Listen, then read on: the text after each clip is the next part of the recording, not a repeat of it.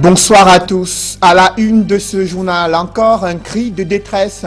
Des femmes camerounaises maltraitées et réduites en esclavage au Koweït. Des scènes d'exploitation humaine qui provoquent un tollé général et une vague d'indignation. Des célébrités noires, des Africains désabusés protestent contre cette nouvelle forme de racisme devant l'ambassade du Koweït à Paris. Au-delà de ces manifestations, que deviennent ces femmes meurtries dans leur chair, maltraitées dans ce pays arabe du Golfe Persique? C'est le dossier du 20h ce jour. Dans l'actualité également, le ministre des Sports qui joue la course contre la montre, le gouvernement qui mise sur l'organisation de la CAN 2019 et où en est-on avec les différents chantiers et les infrastructures sportives qui doivent abriter cette compétition dans la ville de Douala? Élément de réponse à suivre dans ce journal. Et au ministère des Finances, après le toilettage profond, les réformes engagées peuvent-elles améliorer les performances de ce ministère qui joue un rôle stratégique dans la mise en œuvre des réformes économiques et financières? Luc-Paul Motazé s'est montré ferme à l'endroit des nouveaux personnels placés à des postes stratégiques au cœur du ministère des Finances. C'est l'enquête du 20h ce jour.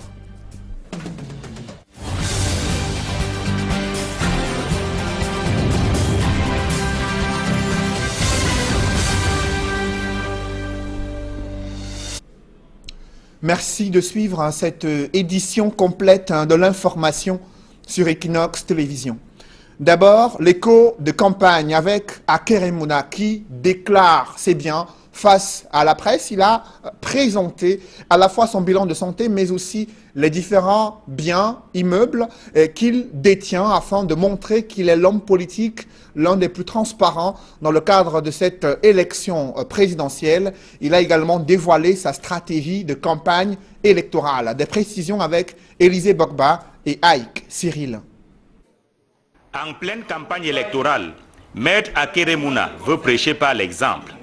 Le candidat du FPD à l'élection présidentielle procède à la déclaration de ses biens conformément à l'article 66 de la Constitution. Fidèle à ce que j'ai toujours fait, aujourd'hui on donnait un dossier de presse qui contient la déclaration de mes biens. J'ai commencé ce combat en 90. Un ministre, même je le nomme, Issa Chiroma, avait dit à mes collègues qui m'ont remplacé à travers tout l'instant que jamais on ne va le faire au Cameroun. Chacun soit responsable devant l'histoire. Moi, je vais faire ma part. Donc aujourd'hui, on donnait un dossier qui contient déclaration des biens. A versé dans ce dossier également une attestation de non-redevance, doublée d'une lettre de félicitations délivrée par les services des impôts. Le leader du mouvement Nantes administre la preuve selon laquelle il paye régulièrement ses impôts au Cameroun. J'ai un document ici, je ne vais pas vous donner un autre, qui date de 2015-2016. Lettre de félicitations par l'annexion des impôts. Il dit, par votre comportement déclaratif exemplaire au cours de l'année exercice 2005, vous êtes illustré parmi les meilleurs contribuables du centre, en effet. Parce que je paye mes impôts. Pour diriger le Cameroun, il faut être en bonne santé, pense le candidat. Face aux hommes et femmes de médias, Akeremouna brandit un bulletin de santé daté du 15 septembre 2018 et qui porte l'entête de l'hôpital central de Yaoundé. Le candidat, qui dit être déjà à 1 480 000 $ de dépenses pour sa campagne, explique pourquoi il a refusé de prendre les 15 millions de francs CFA offerts par les pouvoirs publics. Les gens nous prennent 50 milliards pour les élections. On n'a pas aucune ventilation de ce qu'on va faire de ça. Et subitement, on demandait de payer 30 millions au trésor public. Et il devient sûrement transparent. 15 millions par chaque candidat. Allez vous aligner, on va vous donner ça en espèces. Et je me demande de qui se moque-t-on? Comment est-ce que l'argent est arrivé à la tête? Qui n'était pas aucunement dans le processus. Candidat du FPD à la présidentielle du 7 octobre 2018, Maître Akeremouna, qui veut montrer sa bonne foi, entame par Sangmilima et Ebolova dans la région du Sud, une tournée qui va le conduire sur l'ensemble du territoire national. Parlons à présent de Franklin Difo, ce pasteur candidat à l'élection présidentielle qui invite les Camerounais à voter pour lui, pour une transformation, dit-il, profonde du Cameroun sur le plan économique, culturel, social et politique. Il a mobilisé des sympathisants, militants et autres curieux au stade Sikam à Douala. Reportage Mitterrand Dam et Flavien Valondongo. Le nouveau Cameroun, le plus Arrivé à bord d'un véhicule, ce Ford Escort et au milieu d'une marée humaine qui envahit le stade de la cité Sikam à Douala ce lundi, le candidat Franklin Difort. Il ne faut pas me confondre avec les politiciens parce qu'il y a la différence entre un homme de vérité et un politicien. Celui qui dit être l'envoyé de Dieu a réussi à drainer dans cet espace public sympathisants, simples curieux et fidèles des églises de réveil. Puisqu'il a en train de faire les œuvres de Dieu et on veut l'encourager dans ses lancers. Puisqu'il nous a fait comprendre que c'est Dieu qui l'a révélé et que nous on le soutient dans cette lancée. J'ai la condition que comme un homme de Dieu peut venir changer puisqu'on attend de la paix et la paix va de Dieu. Selon ce qu'il dit, c'est que c'est le Seigneur qui lui a appelé pour changer le Cameroun et nous en tant qu'enfants de Dieu, nous avons un devoir. Le candidat qui prône le changement de mentalité pense qu'il faut tout d'abord exorciser l'administration camerounaise, gangrénée par des mots divers. Je vais d'abord tirer l'attention de l'administration camerounaise. Si l'administration a passé son temps d'abord à jouer, ce n'est plus le moment maintenant. C'est le moment de la réalité au Cameroun. Le message de séduction et de recrutement de l'électorat véhiculé par Franklin Difort, candidat au scrutin du 7 octobre prochain, a également été passé à la population présente à travers des chansons véhiculées par des chorales.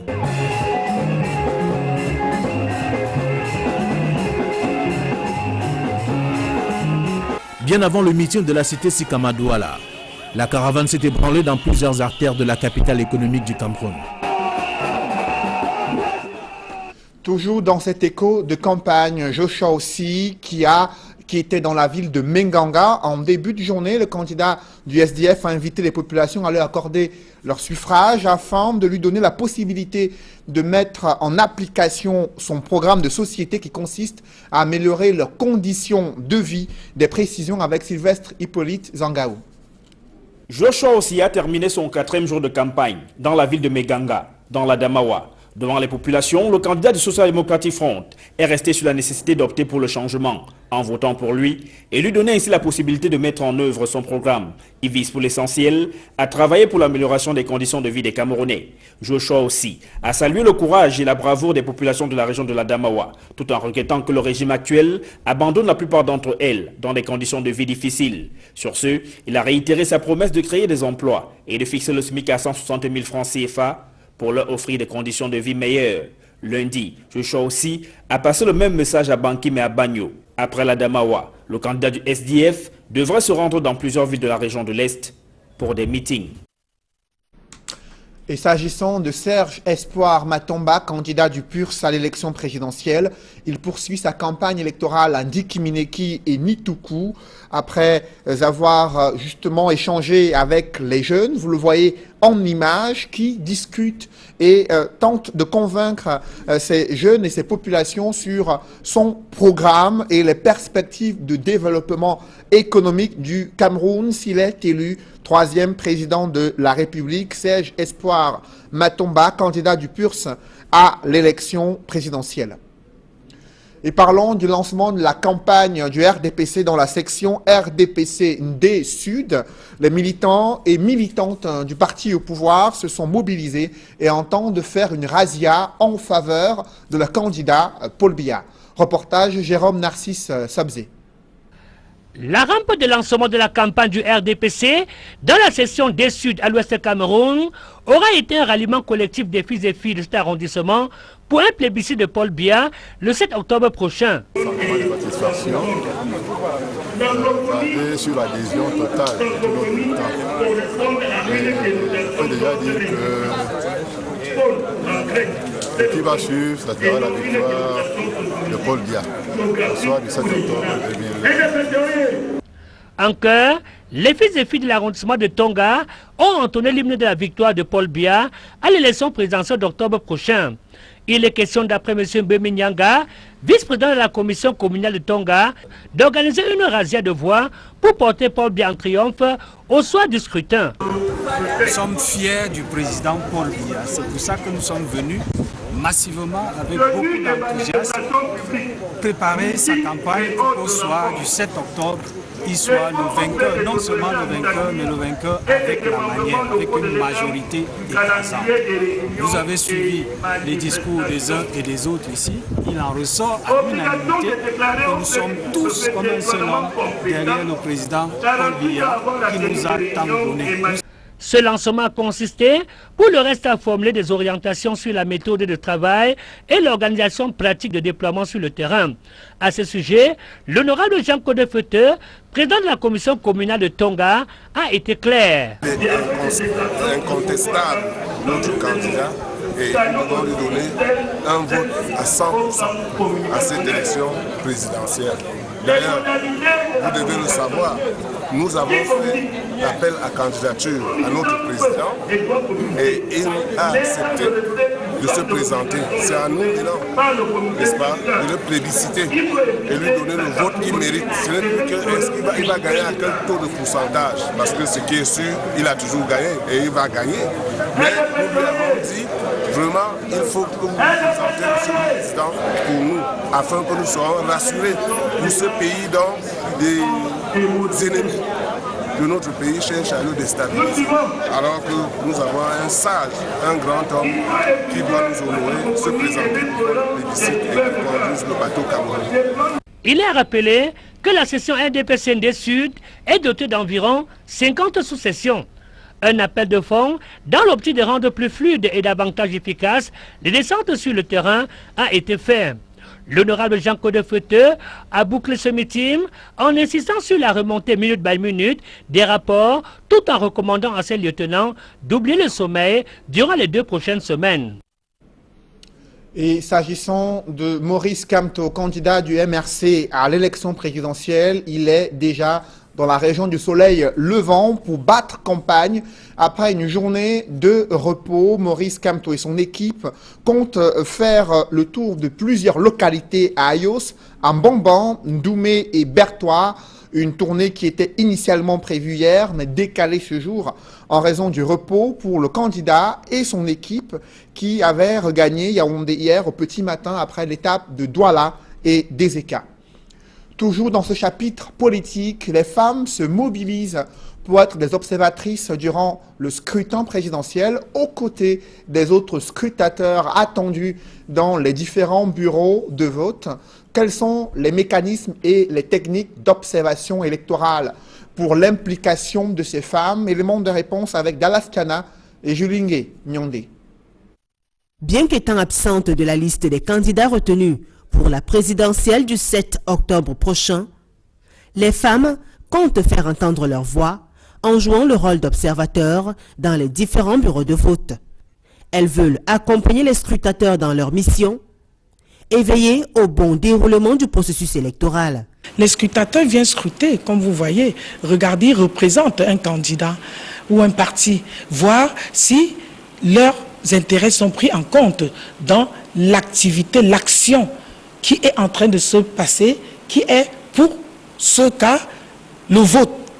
Or, nous ne venons pas voir si tel ou tel parti est en train de rayer, de bourrer, de tricher. Nous voulons tout simplement voir s'il y a des femmes dans ces scrutateurs.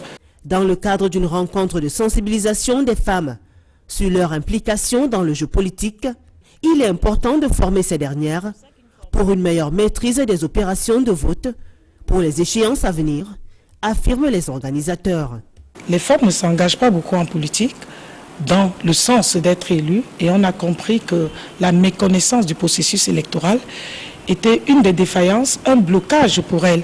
Le jour du vote, c'est une étape de ce processus électoral, une étape importante où le 7 octobre, nous allons pouvoir observer l'implication des femmes dans les bureaux de vote. La formation qui se tient à Douala vise à améliorer la prise en compte du genre dans toutes les différentes étapes du processus électoral et accroître ainsi la présence des femmes dans les instances décisionnelles au Cameroun à travers les élections.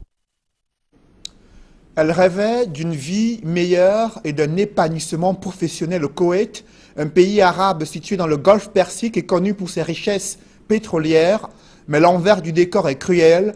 À la recherche d'un travail, ces femmes camerounaises sont maltraitées, dénigrées et exploitées à la limite de l'esclavage.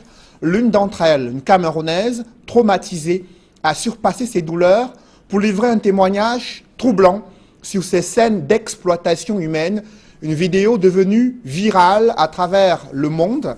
Ces femmes aujourd'hui dans un centre social qui peine à survivre. Nos reporters Gladys Sidji et Séverin Tchouban ont pu capter ces cris de détresse de ces femmes traumatisées et maltraitées au Koweït. Reportage. Quand le paradis se transforme en enfer, cela pourrait être le titre d'un film d'horreur. Mais loin d'être une fiction, c'est la triste réalité vécue par des Camerounaises au Koweït. Elles sont 11 à envoyer le signal de détresse. Elles sont traitées en esclaves dans un pays où elles pensaient trouver fortune. Je viens faire cette vidéo ce soir parce qu'on est fatigué. Nous avons quitté nos familles, nos enfants pour arriver jusqu'ici au Koweït. Ce sont nos frères qui nous ont dit qu'on vient ici, on va travailler, ménager, on va gagner beaucoup d'argent. On s'est lancé. En venant ici, on ne savait pas ce qui nous attendait. On ne savait vraiment pas. Le beau cliché qui leur avait été présenté au départ du Cameroun s'est rapidement transformé en cauchemar. Elles ont été vendues. Nous sommes arrivés ici, on nous a vendus aux familles où nous allons travailler. Là-bas, on ne dormait pas, on ne dort pas, on frappe sur nous. Nous travaillons comme des robots. Tu ne dois pas te plaindre. Pour eux, c'est que tu es un esclave. L'esclave est appelé à travailler à tout moment, à toute heure. Tu tombes malade, ils ne t'amènent pas à l'hôpital. Travail acharné, sévices corporels, maltraitance. Quand tu ne supportes pas, tu fuis. Et quand tu appelles l'office, les gens qui se sont chargés pour que nous arrivions, tu ne dois pas fuir. Il faut rester. Il faut supporter. Reste, supporte. Ça va finir. Quand tu te plains, même tu dis ça ne va pas. On me tape, je suis malade. Il dit non, c'est comme ça ici. Pourtant au départ, c'est pas ce qu'ils nous ont dit. Voilà ce à quoi elles ont été confrontées dans leur famille d'accueil au Koweït avant de s'enfuir pour trouver refuge dans ce bâtiment. Entassées dans une salle, elles reçoivent à peine de quoi manger au quotidien. L'état de santé de plusieurs d'entre elles est critique. Nous sommes arrivés dans cette maison aussi, on appelle ici le shelter. C'est dans cette maison en entrant ici maintenant que tu trouves que tu as aussi d'autres sœurs africaines qui sont ici. Comme il y a chambre ici, ce sont des Camerounaises qui ont aussi fui, qui ne supportaient pas la torture.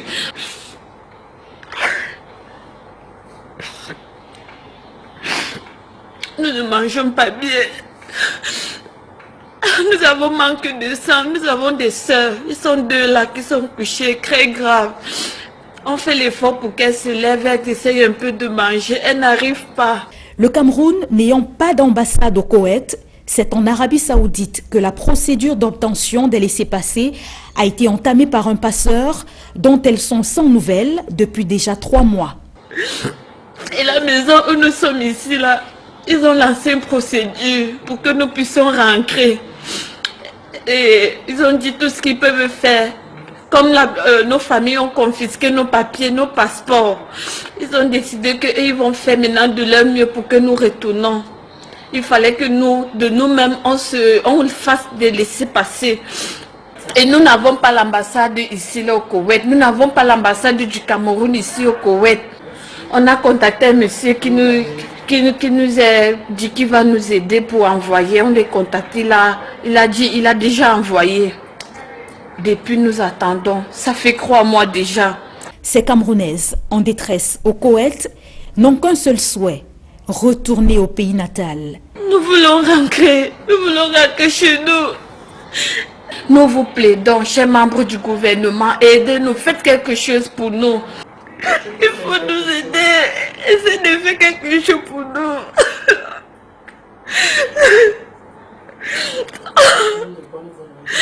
Nous prions les hommes de bonne volonté. Ce n'est pas la première fois qu'un tel trafic humain est mis en lumière au Moyen-Orient.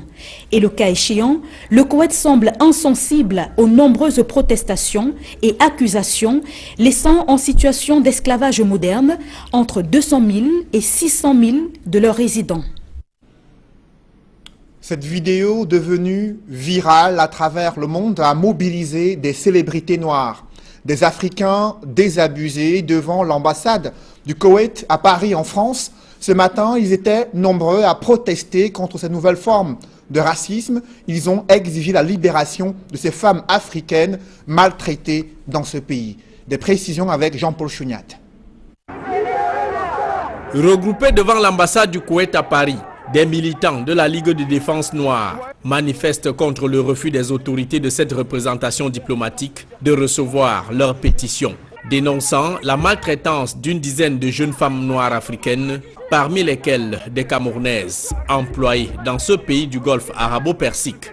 L'ambassadeur ne souhaite pas recevoir ce courrier qui, pourtant, il y avait un vrai dialogue qui aurait pu s'instaurer. Ils savent que ce qu'ils commettent est un crime contre l'humanité, c'est à la fois devant les instances internationales. Et parmi les voix qui condamnent fermement l'indifférence des diplomates koweïtiens, celle de Claudie Siard, l'animateur de Radio France Internationale, qualifie de mépris total l'attitude de l'ambassade du Koweït à Paris, le silence de la diplomatie française et la communauté internationale. La diplomatie française devrait pouvoir intervenir en disant nos concitoyens français, quelle que soit la couleur de leur peau, nos concitoyens français ne supportent plus que vous, dans votre pays, eh bien, mettiez en esclavage des femmes, des hommes et des enfants. Depuis le déclenchement de multiples atteintes aux droits humains de ces ménagères et domestiques noirs, aucun dirigeant africain, encore moins UONG du continent, n'a levé le petit doigt pour dénoncer et condamner cet esclavage au XXIe siècle, devenu monnaie courante dans les pays arabes. Libérez nos sœurs! Libérez nos sœurs! Après cette vidéo devenue virale, le gouvernement camerounais a réagi. Il fait savoir dans un communiqué signé du ministre des Relations extérieures qu'il y a une prise en charge de ces femmes camerounaises en détresse par le département des affaires sociales du Koweït. Les autorités camerounaises précisent qu'elles ont déjà délivré des laissez-passer pour ces femmes camerounaises afin de faciliter leur retour au Cameroun d'ici le 10 octobre 2018. Le gouvernement fait savoir que ces scènes de maltraitance restent une préoccupation majeure pour le gouvernement camerounais. Dans ce communiqué, le ministre des Relations extérieures fait savoir que plusieurs discussions ont été engagées avec les pays du Moyen-Orient au sujet des conditions de travail des Africains dans ces pays-là. Le gouvernement précise que plus de 2000 Camerounais ont été rapatriés grâce au partenariat avec l'Organisation des Nations Unies pour les migrations. Cependant, le ministre des Relations extérieures sensibilise les Camerounais sur ces pièges tendus par des vendeurs d'illusions qui contribuent à les exposer aux pièges des employeurs véreux dans ces pays du Moyen-Orient. Un toilettage profond au cœur du ministère des Finances est-il suffisant pour mettre fin au goulot d'étranglement qui plombe l'inefficacité de l'administration publique? Louis-Paul Motazé s'est montré ferme à l'endroit des personnels récemment nommés à des postes stratégiques au ministère des Finances. Ils ont été appelés à une gestion efficace des finances publiques en mettant fin aux mauvaises pratiques. Le ministre des Finances, conscient des risques élevés d'endettement du Cameroun, a expliqué également l'enjeu de la diversification de l'économie et la mobilisation des recettes non pétrolières pour relever le défi lié au financement des projets de développement sans recourir aux bailleurs de fonds. Et parlons de ces projets infrastructurels au Cameroun, notamment dans le cadre de l'organisation de la CAN 2019. Où en est-on avec ces infrastructures sportives qui doivent abriter cette compétition dans la ville de Douala? Le ministre des Sports, Ismaël Bidunkwat, est allé s'enquérir de l'évolution des différents chantiers dans la ville de Douala. Compte rendu, Nana Paul Sabin. Sans casque de sécurité, le ministre des Sports, Pierre Ismaël Bidunkwat, a débarqué sur les carcasses du mythique stade de la réunification de Bépanda Omnisport. Le patron des sports et sa suite découvrent que les poutres de la vieille tribune tombée en ruine semble encore avoir de beaux jours devant elle. Tout comme une partie des gradins défraîchis et les travaux de terrassement autour et dans le stade qui nourrissent des inquiétudes quant au respect des délais de livraison. À marge de ces vestiges, les nouveaux gradins déjà posés sur une partie du stade affichent fière allure. Les ouvriers s'activent jour et nuit pour la phase finale de la CAN 72. Nous répondons à l'engagement du Cameroun pour répondre aux exigences de la CAF et nous respectons nos délais à aujourd'hui. En termes d'effectifs, nous avons dépassé les 1000 employés de la journée et nous travaillons 7 jours sur 7 avec plus de 300 personnes la nuit où nous produisons toute la période béton. Les stades d'entraînement de Bonamoussadi et de Mbappé-Lépé au quartier Aqua sont aussi les infrastructures sportives à rénover pour la CAN 2019. Mais contrairement à l'antre mythique de Bepana Omnisport où le taux de réalisation est à moins de 60%, les travaux se déroulent de manière satisfaisante dans les 2 stades d'entraînement. Les aires de jeu affichent une superbe pelouse verte. Reste attendu la construction des tribunes. Quand la CAF arrivera, vous aurez l'aire de jeu, je me résume, l'aire de jeu est prête à 100% par rapport à la CAF. Les bâtiments administratifs, les vestiaires et tout le reste également sont prêts. Tout ce qui manque, c'est l'eau technologique. L'eau technologique, normalement, tout est déjà dans des bateaux et arrive au Cameroun, comme j'ai dit précédemment, le 5 novembre ou plus tard le 10 et qui est monté en 10 jours. Donc, quand la CAF arrivera, ils verront, comme je l'ai expliqué, tout ce qui, leurs exigences seront déjà respectées à 100%. La tournée du ministre des Sports dans les différents chantiers du site de Douala a commencé par le futur stade de 50 000 places de Japoma, où le taux de réalisation est estimé par les experts à 70%. Satisfaisant, à 9 mois environ du coup d'envoi de la phase finale de la CAN Cameroun 2019. Un public reportage dans ce journal, la Fondation Orange Cameroun qui vient de réhabiliter les bâtiments de l'école publique de Makom Lokbako dans le département de la Sanaga-Maritime. Les élèves de cette école ont également désormais à leur disposition des toilettes nouvellement construites pour leur hygiène et confort. Reportage. En plein cœur de l'arrondissement de Pouma dans la Sanaga-Maritime se dresse le village Makom Lokbako. Ce jour est jour de fête. À l'initiative de l'association Action Plus Féminine Bicok, l'entreprise citoyenne Orange Cameroun, à travers la Fondation Orange, a réhabilité l'école publique du coin qui tombait en ruine et construit des toilettes pour le bon épanouissement des élèves. La cérémonie d'inauguration de ces infrastructures a drainé beaucoup de monde avec au premier rang le préfet de la Sanaga-Maritime qui représentait le gouverneur de la région du littoral. 3 salles de classe ont été entièrement rénovées et équipées de tables bancs par la Fondation Orange Cameroun. Une initiative saluée par les élèves et les responsables de l'école publique de Makom Lokbako. Je dis merci à Action Plus et à la Fondation Orange. Nous avons été dans beaucoup de souffrances pour apporter les connaissances à ces jeunes apprenants. Étant donné la qualité des infrastructures, le cadre de travail.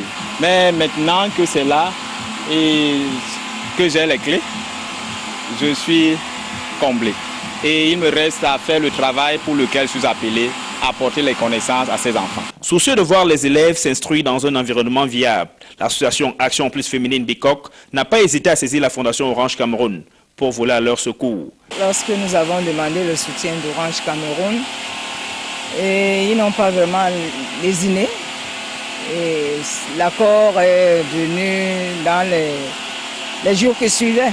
Nous croyons que lorsqu'on met les enfants dans de meilleures conditions pour recevoir la connaissance, ça peut booster beaucoup de choses et avoir un plus dans leur vie.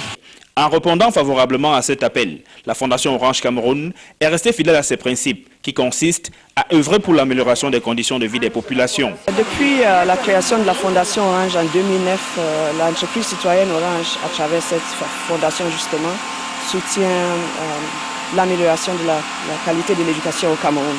Et cela passe par l'amélioration des infrastructures pour permettre aux élèves et enseignants d'être dans un cadre décent. Aussi par des actions telles les dons des livres scolaires, la dotation en école, des écoles en tablettes et autres matériels numériques, tous pour atteindre l'objectif d'une amélioration de la qualité de l'éducation au Cameroun.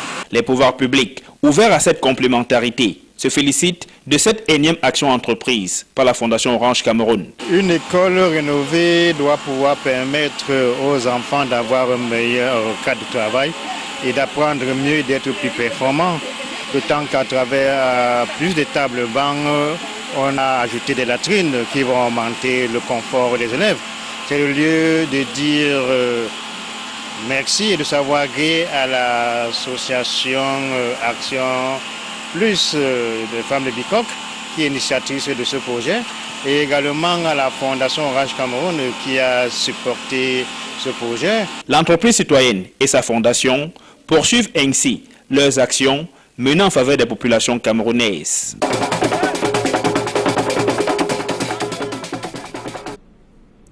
Mesdames, Messieurs, c'est la fin de ce journal. Merci de l'avoir suivi. Juste après cette édition de 20h, retrouvez Serge Alain Autou et ses invités sur le plateau d'Equinox Soir pour le débrief du journal. Serge Alain.